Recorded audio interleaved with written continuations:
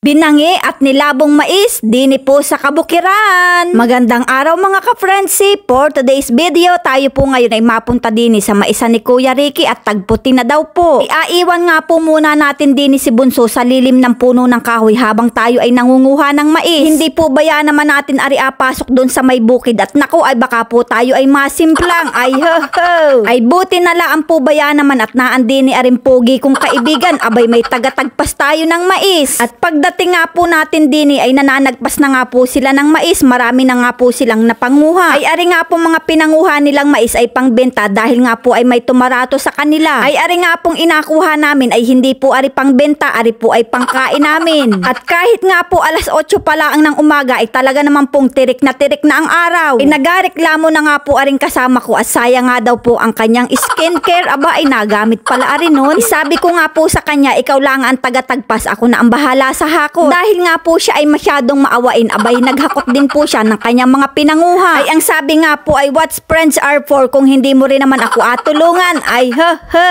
Ay ari nga po ay makamadalang umuwi din sa probinsya, kaya pag nauwi din ay inapahirapan ko na. Ay dini nga po kami sa malilong mapwesto at dini nga po kami magaluto. Ari nga po ay kanya munang tinabasan at nilinisan at baka nga po kami ang mananakmal sana ng pagkain, ay baka kami pa ang masakmal ng ahas. Ay nako ay wag naman po sana at kahit nga po kami ay ganarilaang ay kami po ay may pangarap pa rin sa buhay. Ay buti na lang po baya naman at si Kuya Ricky ay may patanim na mais ay di kami nakatikim din. Kaya naman Kuya Ricky, shout out sa iyo dyan. Lagi kang mag-aingat para po ay lagi kaming makatikim ng iyong mga tanim. Ay lagubgub na nga po ang gatong nari at sa dami po baya naman ang uyo sa paligid ay nako ay awang kulaang at saglit lang ari ay luto na. Si Nanay Adili nga po ay isinama na rin namin sa bukid para po ay medyo naman siya malibang-libang. At habang nagaluto nga po kami ng mais ay nako ay anong dami na naman po ng aming napagkwentuhan. Ay nako kadami na naman 50-50. Ay makamadalang po baya naman kaming magkita na rin kaya kami inasulit na namin ang kwentuhan. Ay nagluto nga din nga po kami ng binanging mais para nga po ay dalawang klase ang luto. At salamat nga din po pala kay Kuya, kahit pagod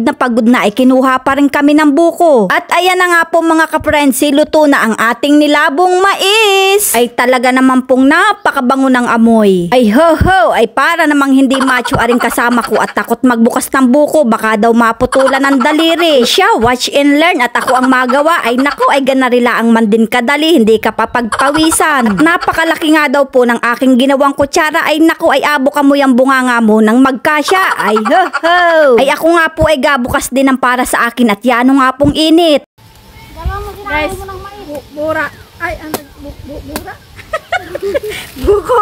Mura, buko. Ayan, nung sarap po man din kumain din sa may tabi ng bukid. Ay kaya mo na sigurong baakin yan, hindi na madadali ang daliri mo, ingatan mo laang. Ayan, nung sarap po ba yan namang magpiknik din sa bukid, yan nung tahimik na, ayan nung sariwa pa ng hangin. At sa sarap nga po ng mais ay nako, yung isang kaldero ay ubos talaga namin. Mga ka-friendsi, hanggang sa susunod na video, thank you for watching!